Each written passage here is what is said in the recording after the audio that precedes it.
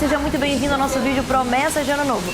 Porque o Natal passou, comemoramos o Ano Novo e estamos aqui, em 2015. Como não poderia deixar de ser, você certamente fez muitas promessas para esse ano que se inicia. Nesse ano eu vou comer mais frutos, nesse ano eu vou emagrecer, eu vou melhorar minha qualidade de vida. E a boa notícia é que nós estamos aqui para ajudar você a transformar todas as suas promessas em realidade. Estamos aqui hoje na Zona Cerealista de São Paulo, região central da cidade, próximo a 25 de março. Excelente lugar para quem quer introduzir nos seus hábitos alimentares, grãos, cereais integrais, oleaginosas, frutas secas. E vamos mostrar isso para você hoje, dar algumas dicas de como enriquecer a sua alimentação. Estamos aqui na loja Casa de Saron.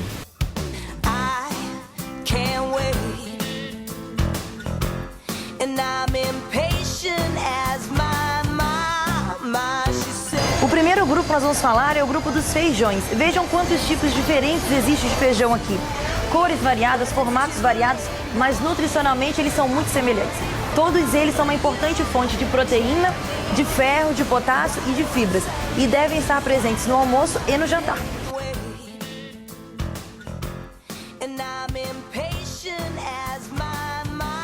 Quando comemos feijão, nos sentimos com dificuldade de digestão, com excesso de fermentação, excesso de gases, alguma coisa parecida. Isso é comum? Existe alguma maneira de diminuir esses gases e facilitar a digestão? Sim, Paulo, é normal. Existem duas dicas que a gente pode fazer na hora de cozinhar o feijão para evitar esses sintomas. A primeira dica é: antes de cozinhar, a gente vai colocar o feijão de molho por 12 horas e desprezar essa água. A segunda dica é: coloque uma colher de sobremesa de gengibre raladinho para cada meio quilo de feijão que você for cozinhar. O louro também vai ajudar você, se você cozinhar junto com o feijão, a reduzir os gases. Fazendo isso, você vai poder consumir sem nenhum problema. E uma outra coisa, gente, o feijão faz parte do grupo das leguminosas. Nesse grupo nós temos grão de bico, temos ervilha, temos lentilha, dentre outros. Então você pode substituir o feijão por um alimento desse grupo, que você vai ter também as mesmas propriedades nutricionais. Assim como o feijão, existem vários tipos de arroz. Deem preferência sempre aos do tipo integral. São ricos em vitaminas do complexo B, fibras e mantêm a sua saciedade por mais tempo, além de conter substâncias funcionais que combatem o colesterol. Sempre que eu cozinho o arroz integral, ele fica duro e sem gosto. O que eu posso fazer para melhorar? Oi, Viviane. Bom, vamos falar um pouco do arroz integral. O cozimento do arroz integral leva mais tempo. Em média de 40 minutos em panela normal. Mas para você acelerar esse cozimento, você pode usar a panela de pressão. Após pegar a pressão, você cozinha por cerca de 10 minutos. E abuse do tempero, pois o arroz integral, por conta da celulose que o envolve, ele resiste um pouco à entrada do sabor. Então, abuse do alho, da cebola, das ervas aromáticas, para deixar o seu arroz mais gostoso. Para ficar mais coloridinho, você pode ralar uma cenourinha, picar uma vagem, fica um arroz bem colorido e bem nutritivo.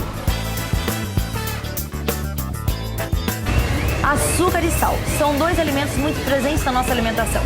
Aqui na Zona Cerealista ou uma loja de produtos naturais, você vai encontrar o sal marinho e o sal do Himalaia.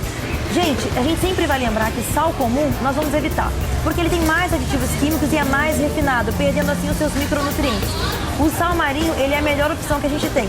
Vocês também vão encontrar o sal do Himalaia, tá vendo? Ele é assim mais rosadinho. Ele é melhor ainda para nossa alimentação, mas ele é muito difícil de encontrar.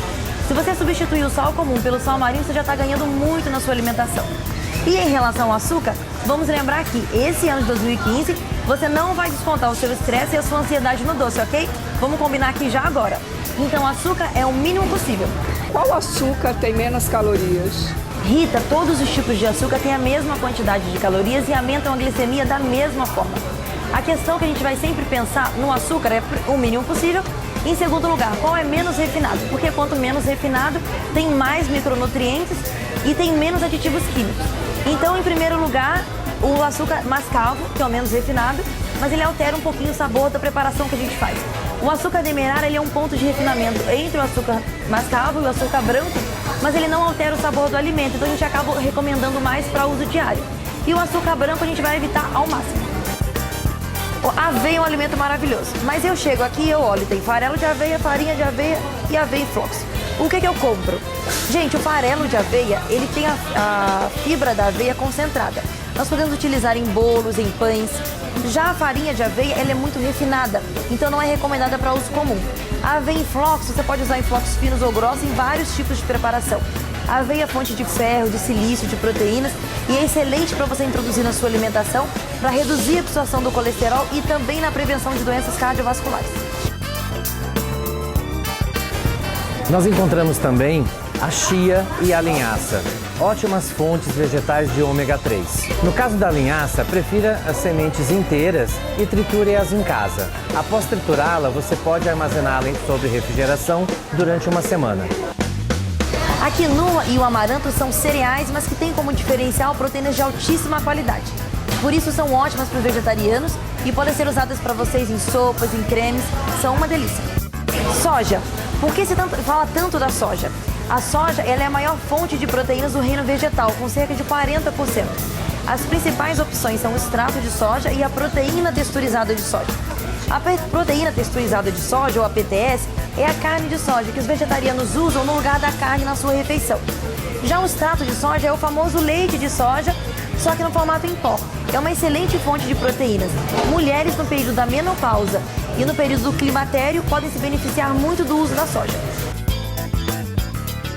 Outro grupo importante de alimentos são as oleaginosas, ricas em vitamina E, minerais e gorduras de boa qualidade.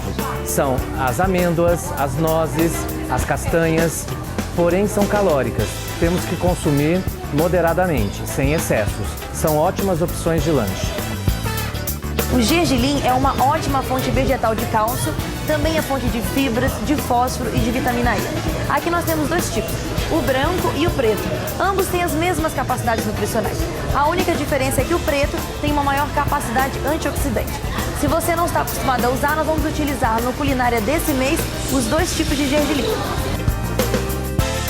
Uma ótima opção são os temperos secos e desidratados. Para você que não tem acesso a temperos frescos, essa é uma ótima opção. E deixe de lado os temperos industrializados e prontos, hein? 2015, só temperos naturais. Bem, hoje mostramos a vocês esse universo dos alimentos secos, grãos, cereais integrais. E agora acho que é o momento de mostrarmos um outro universo para a galera. Exatamente, nós vamos agora no point dos alimentos frescos.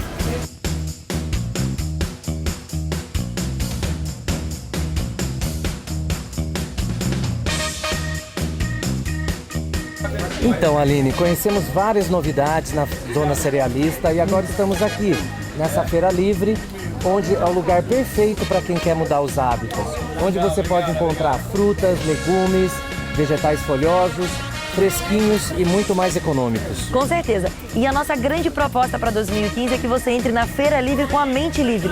Gente, a gente tem o hábito de comprar os mesmos alimentos toda semana. Não precisa fazer assim. Olhem as outras cores, olhem os novos alimentos, aquele que você nunca experimentou. Essa é a grande proposta nossa para 2015. Quanto mais alimentos diferentes, mais nutrientes na sua alimentação. Introduza frutas em seu cardápio. As frutas são ótimas para começar bem o dia, no café da manhã, no lanche da tarde, como sobremesa após as refeições. E se você não quiser comer a fruta, você tem a opção de fazer o suco. No Culinária deste mês, nós vamos ensinar a fazer polpa congelada em casa.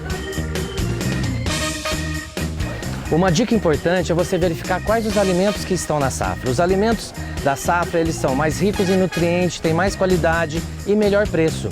Verifiquem no site do CEAGESP a tabela com essas indicações. Pessoal, vegetais folhosos são ricos em fibras e são excelentes para evitar a constipação intestinal, que é a prisão de ventre. E também são excelentes para a prevenção do câncer de intestino. Os vegetais folhosos escuros, como a couve, por exemplo, olha que couve linda, são excelentes fontes de cálcio, de magnésio e ótimos para desintoxicar o nosso organismo. Lembrando sempre que, quando nós formos consumir hortaliças cruas, devemos primeiro higienizar com hipoclorito de sódio, que pode ser comprado no mercado ou também que é entregue gratuitamente nos postos de saúde. Sempre que você for montar o seu prato durante uma refeição, lembre-se que pelo menos um quarto dele tem que ser composto por legumes crus ou cozidos, tá?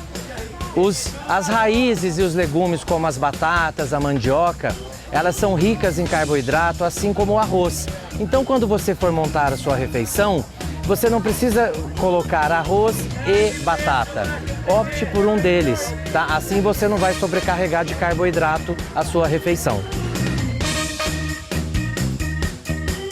Alguns estudos mostram que mulheres com problemas menstruais podem se beneficiar consumindo um inhame pequeno por dia.